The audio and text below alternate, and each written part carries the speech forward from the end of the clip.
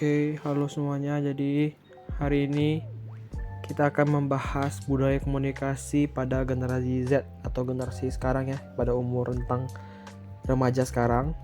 Tapi sebelum itu kita akan memperkenalkan diri, yaitu ada saya sendiri, Mudioto, ada teman saya Rio, Hafiz, Kalpin, dan Robi, dengan dosen pengajar yaitu Pak Hendrik Kremer.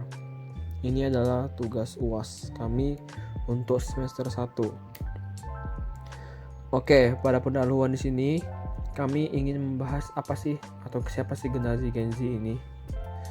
Nah, generasi Z adalah mereka yang lahir pada tahun 1997 hingga 2012. Berbeda dengan generasi sebelumnya, mereka tumbuh bersama teknologi digital sejak usia dini. Ini membuat generasi Gen Z memiliki gaya komunikasi yang khas, yaitu cepat, fleksibel, dan tentunya sangat terhubung dengan media sosial. Gaya komunikasi ini menjadi topik menarik untuk kita bahas karena sangat berpengaruh dalam kehidupan sehari-hari. Oke, yang kedua adalah karakter komunikasi Gen Z.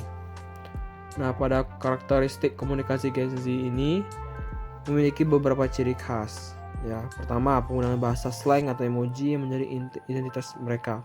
Walaupun pasti pada setiap generasi sebelumnya pasti ada kata atau kalimat slang yang berbeda-beda ya, tapi kita akan membahas pada Gen Z seperti WKWK atau skuy yang sering muncul di chat. Yang kedua, gaya komunikasi mereka cenderung cepat dan singkat.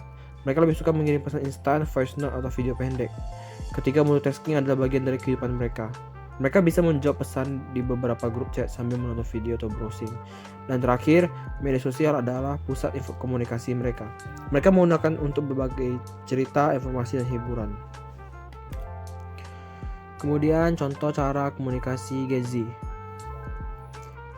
Nah, pada gaya komunikasi sehari-hari Gen Z, sini ada contohnya ya, ada penggunaan bahasa emoji atau slang. Dalam chat, mereka sering menggunakan kombinasi teks kuy bro atau emoji yang mewakili emosi mereka.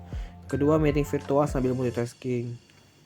Ya, ini seperti sebelumnya. Kemudian mereka sering juga menggunakan voice note karena lebih cepat dibanding mengetik.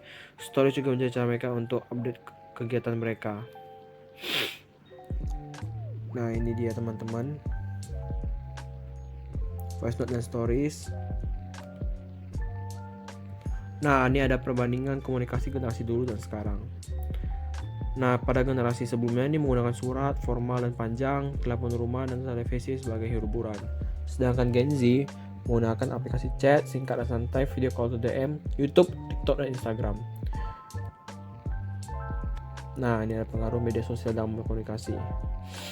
Pengaruh media sosial pada cara berkomunikasi pada generasi Z seperti media sosial populer seperti Instagram, TikTok, Twitter, dan Discord. Fungsi-fungsi media sosial bagi Gen Z sebagai platform komunikasi, tempat berbagi cerita dan ekspresi diri, sumber informasi dan tren terkini. Generasi Z memanfaatkan media sosial tidak hanya untuk hiburan, tetapi juga alat kolaborasi. Contoh, grup tugas di WhatsApp, seperti yang sekarang kami kerjakan. Kemudian dampak positif dan negatif budaya komunikasi Gen Z. Nah, ini ada dua tabel. Di sini ada dampak positifnya, yaitu komunikasi lebih cepat dan efisien, memudahkan kolaborasi jarak jauh, memberikan ruang ekspresi kreatif. Tapi ada dampak negatifnya, yaitu rentan terhadap salah paham karena pesan singkat, ketergantungan pada teknologi, dan resiko cyberbullying dan privasi data. Nah, yang terakhir ada kesimpulan. Komunikasi Gen Z yaitu era baru. Gen Z menciptakan gaya komunikasi yang unik didukung dengan teknologi dan media sosial. Gaya komunikasi mereka adalah kombinasi antara kreativitas, fleksibilitas, dan efisiensi.